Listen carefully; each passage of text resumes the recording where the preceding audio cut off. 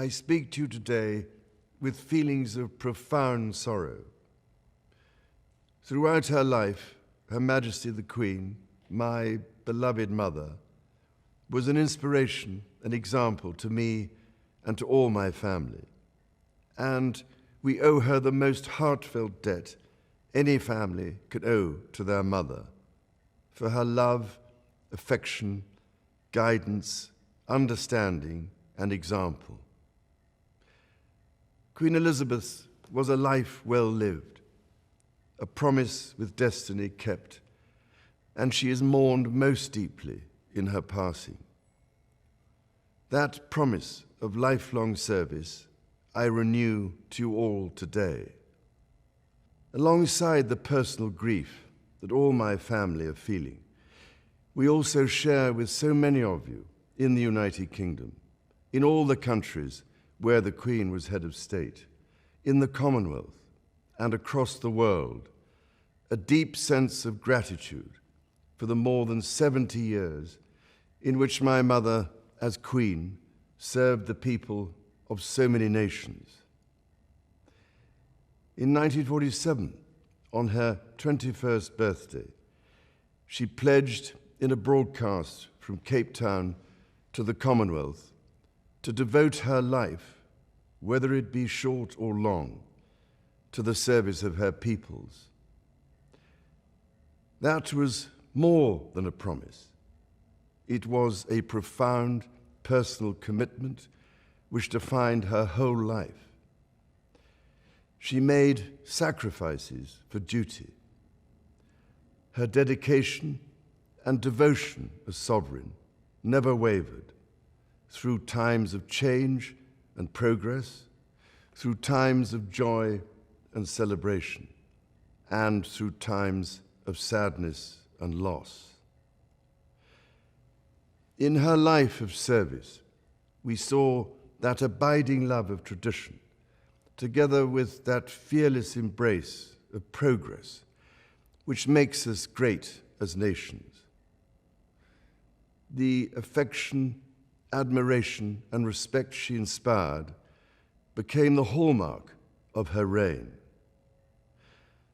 And as every member of my family can testify, she combined these qualities with warmth, humor, and an unerring ability always to see the best in people. I pay tribute to my mother's memory, and I honor her life of service. I know that her death brings great sadness to so many of you, and I share that sense of loss beyond measure with you all.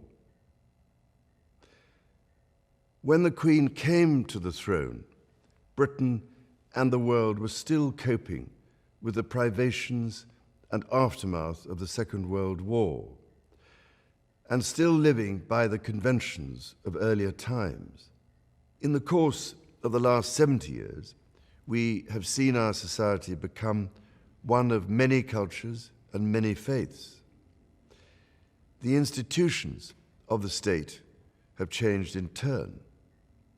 But through all changes and challenges, our nation and the wider family of realms, of whose talents, traditions, and achievements I am so inexpressibly proud, have prospered and flourished. Our values have remained and must remain constant. The role and the duties of monarchy also remain, as does the sovereign's particular relationship and responsibility towards the Church of England, the church in which my own faith is so deeply rooted. In that faith and the values it inspires, I have been brought up to cherish a sense of duty to others and to hold in the greatest respect the precious traditions, freedoms, and responsibilities of our unique history and our system of parliamentary government. As the Queen herself did with such unswerving devotion, I too now solemnly pledge myself throughout the remaining time God grants me, to uphold the constitutional principles at the heart of our nation. And wherever you may live in the United Kingdom, or in the realms and territories across the world, and whatever may be your background or beliefs, I shall endeavor to serve you with loyalty, respect, and love, as I have throughout my life. My life will, of course, change as I take up my new responsibilities.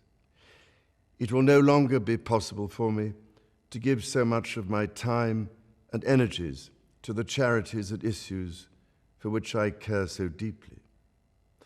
But I know this important work will go on in the trusted hands of others. This is also a time of change for my family. I count on the loving help of my darling wife, Camilla. In recognition of her own loyal public service since our marriage 17 years ago, she becomes my Queen Consort. I know she will bring to the demands of her new role the steadfast devotion to duty on which I have come to rely so much. As my heir, William now assumes the Scottish titles which have meant so much to me. He succeeds me as Duke of Cornwall and takes on the responsibilities for the Duchy of Cornwall, which I have undertaken for more than 5 decades. Today, I am proud to create him Prince of Wales, Tywysog Cymru, the country whose title I've been so greatly privileged to bear during so much of my life and duty.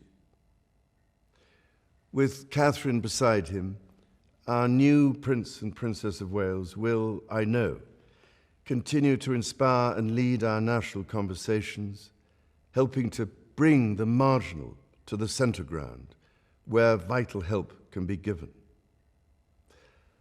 I want also to express my love for Harry and Meghan as they continue to build their lives overseas. In a little over a week's time, we will come together as a nation, as a Commonwealth, and indeed a global community, to lay my beloved mother to rest. In our sorrow, let us remember and draw strength from the light of her example. On behalf of all my family, I can only offer the most sincere and heartfelt thanks for your condolences and support. They mean more to me than I can ever possibly express. And to my darling Mama, as you begin your last great journey to join my dear late Papa, I want simply to say this: thank you. Thank you for your love and devotion to our family and to the family of nations you have served so diligently all these years. May flights of angels sing thee to thy rest.